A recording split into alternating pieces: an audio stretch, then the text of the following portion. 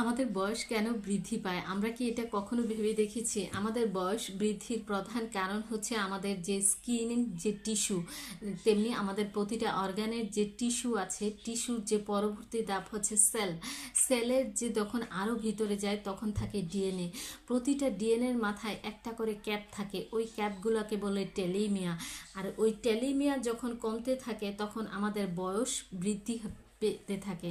তো বয়স বৃদ্ধির সাথে সাথে এই টেলিমিয়ার পরিমাণটা কমতে থাকে, এটা একটা স্বাভাবিক প্রসেস। কিন্তু কারো ক্ষেত্রে যদি আপনার অতিরিক্ত টেনশন অ্যাংজাইটির কারণে কর্টিসল হরমোন অতিরিক্ত রিলিজ হয়, তখন দেখবেন সে বয়সের চেয়ে খুব দ্রুত বৃদ্ধ হয়ে যাচ্ছে। আবার অনেকে দেখবেন বয়সের চেয়ে কম বৃদ্ধ হচ্ছে। তার কারণ হচ্ছে তার টেলিমিয়ার কম বা ধীরে ক্ষয় হচ্ছে। সবচেয়ে মজার একটা নিউজ হচ্ছে এই টেলিমিয়াটাকে আপনি আরও বৃদ্ধি করতে পারেন যদি আপনি নিজেকে আরও বেশি টেনশন ফ্রি রাখতে পারেন, একটু ন্যাচারাল খেতে পারেন, কিংবা ফিজিক্যাল মুভমেন্ট বাড়াতে পারেন।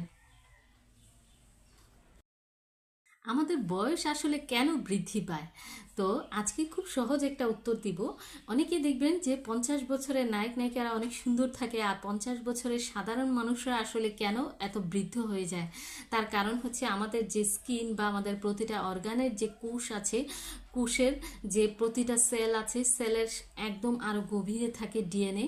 ডিএনএর মাথায় থাকে একটা টেলিমিয়া, ওই ক্যাপের মতো যে টেলিমিয়াটা থাকে, ওই বয়স বৃদ্ধির সাথে সাথে আমাদের এই টেলিমিয়াটা ক্ষয় হতে থাকে।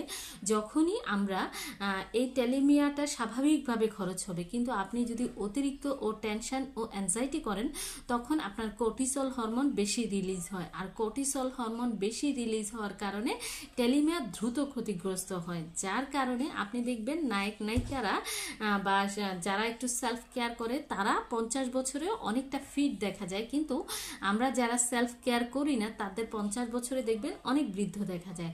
তো আপনি যদি নিজেকে সুন্দর রাখতে চান, কর্টিসল হরমোনকে কন্ট্রোলে রাখুন।